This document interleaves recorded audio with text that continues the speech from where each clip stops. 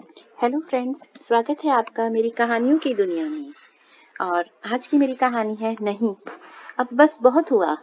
अब मैं ये रिश्ता और नहीं निभा सकती। ये कहानी 2 भागों में है। आज प्रस्तुत है पहला भाग। तो शुरू करते हैं। नहीं सचिन, अब बस बहुत हुआ। मैं ये रिश्ता और नहीं निभा सकती। तुम्हारा ये दोहरा व्यक्तित्व मेरी सहन शक्ति से परे है। शादी के पहले तो तुम बहुत अच्छे इंसान होने का दिखावा करते थे, लेकिन शादी के बाद तुमने अपना स्वभाव बिल्कुल ही बदल लिया। आज असल में सब्जी में खटाई थोड़ी ज्यादा हो गई थी। शालू थोड़ा खट्टा खाना पसंद करती थी। जैसे ही सचिन ने खाया, गुस्से में लाल हो गया और बोला, कितनी खट्टी कर दी है सब्जी तुमने। शालू ने कहा कि मुझे थोड़ी खट्टी सब्जी पसंद है, बस फिर क्या था। थाली आगे सरकाते हुए उठकर उसने शालू को एक थप्पड़ मार दिया और चिल्लाते हुए कहा, अपनी पसंद मुझ पर थोपने की कोशिश मत किया करो। इतनी सी बात पर नाराज होकर सचिन के द्वारा हाथ उठाए जाने पर शालू आखिर बिफर ही पड़ी। शालू और सचिन ने परिवार वालों के खिलाफ जाकर प्रेम विवाह किया था। सचिन शालू से बहुत मोहब्बत करता था, लेकिन शायद अपनी शर्तों पर, जिसका एहसास शालू को विवाह के बाद हुआ। सचिन को अपनी किसी भी बात में शालू को ना कहना बर्दाश्त नहीं होता था। हर चीज उसे अपनी पसंद के हिसाब से चाहिए होती थी। शालू की पसंद नापसंद उसके लिए शायद कोई मायने ही नहीं रखती थी। शालू अपनी पसंद के हिसाब से कोई काम करने की कोशिश करती तो वह गुस्से में उस पर हाथ उठा देता, और जब उसका गुस्सा शांत होता तो अपने किए पर शर्मिंदा होकर शालू से माफी मांग लेता। शुरू शुरू में तो शालू सोचती थी कि परिवार वालों का साथ छूटा है, शायद इसलिए सचिन अपनी नाराजगी इस तरह से जाहिर कर रहा है। लेकिन धीरे धीरे जब यह सचिन की आदतों में शामिल हो गया, तो शालू की सहन शक्ति से बाहर था उसका ये व्यवहार। रिश्ते हों या हमारा शरीर, जरा सा कहीं से अगर चूक हो जाए तो अपूर्णता आने में कोई नहीं रोक सकता। जिंदगी में मनचाही मंजिल हर किसी को प्लेट पर सजी नहीं मिलती। उसको अपने हौसलों को और मजबूत इरादों से ही हासिल करना पड़ता है। जिसके लिए की जाने वाली कोशिशें कभी नाकाम नहीं होती। एक ना एक दिन कोशिश रंग लाती है। अब शालू ने खुले रूप से सचिन के खराब रवैये का विरोध करना शुरू कर दिया। उसका ऐसा सोचना था कि शायद विरोध करने से सचिन सुधर जाएगा, परंतु उसके विरोध से उनके रिश्ते पर विपरीत असर पड़ रहा था। अब वह पहले से भी ज्यादा और उग्र होता चला जा रहा था।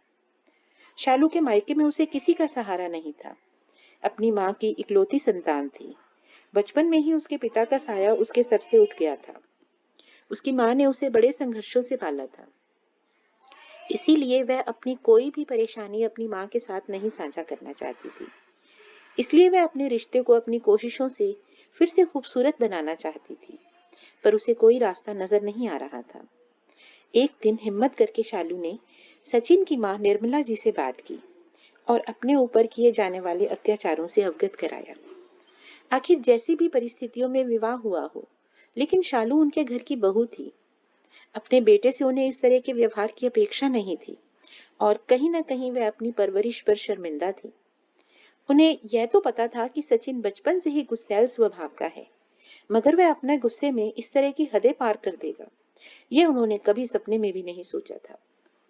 वह तो सोच रही थी कि बेटा और बहू अपनी मनपसंद से घर संसार बसाकर सुखपूर्वक जीवन व्यतीत कर रहे हैं, लेकिन उन्हें यह नहीं पता था कि उनके बेटे के दुर्व्यवहार ने उनकी बहू का जीवन नारकीय बना दिया है।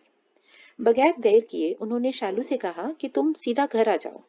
सचिन से सिर्फ इतना कहना कि उसके द्वारा किए गए खराब व्यवहार के कारण तुम उसको छोड़कर जा रही हो।